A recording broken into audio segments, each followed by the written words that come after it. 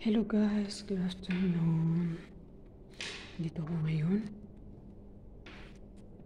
Inantok ako.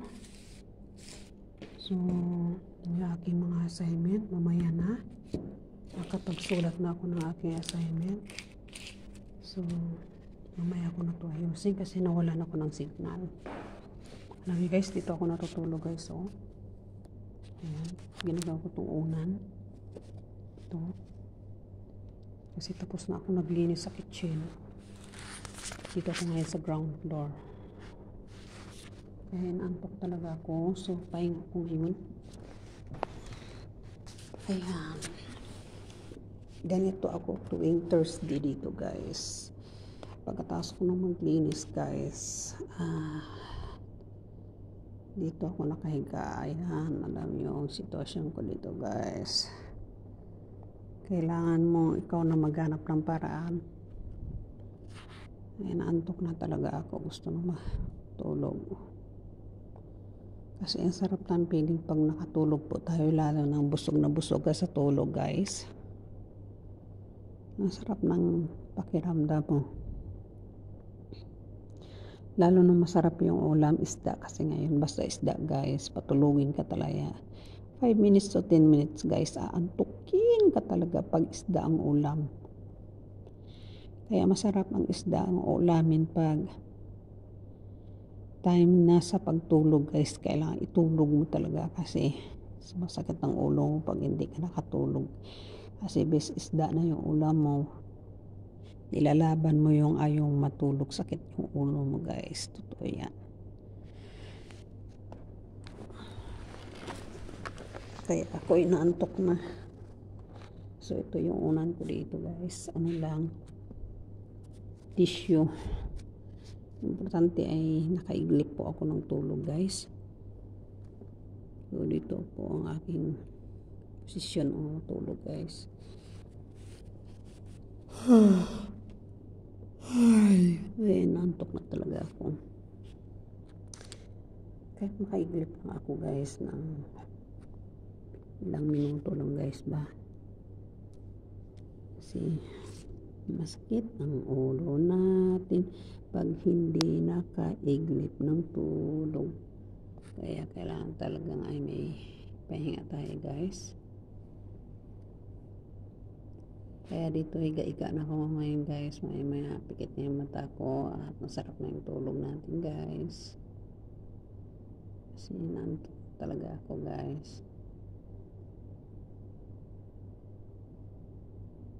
Dito po ako ngayon sa ground floor. So, isang buwan na hindi po ako higa dito guys kasi isang buwan na sa Pilipinas pa ako. So, tuwing Thursday dito kami, kaya lagi po ako sa ground floor sa ilalim. Guys, dito ako ngayon. Kaya nawawala ang signal. So, nag-live video muna ako ngayon dito sa aming cellphone. Habang ako'y nawala ng signal kasi pag ground floor ka na guys, nawawalan ka ng signal. Kasi dito sa ilalim ay sa ilalim ng lupa po ito siya. Na bahay. Kaya maraming pera no. Talagang marami silang pera pag papatayan nilang bahay nila, may may ground. So ang lalim ng paggawa ng bahay. Tapos hanggang sa taas pa yan, ilang floor pa yan sa taas sa akyat.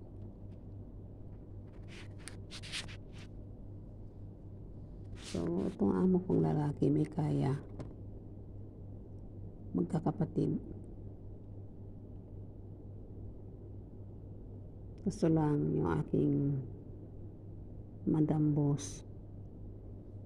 May kaya naman din sila kaso nga lang di lang siya marunong magdala ng kanyang, hindi siya marunong mag-manage ng kanyang pera. Puro siya waslik ng waslik. Iba ang hanap niya. Kaya walang kagandahan ng kanilang pagsamahan, dalawang mag-asawa nito. Kaya may dahilan silang bawat isa kung bakit. Naguluhan nga ako eh. Mga style nilang dalawa, ewan ko. Hindi ko maintindihan minsan ang kadag ko rin. Iba kasi yung hanap niya eh. Ewan ko halos sa buhay nila dyan.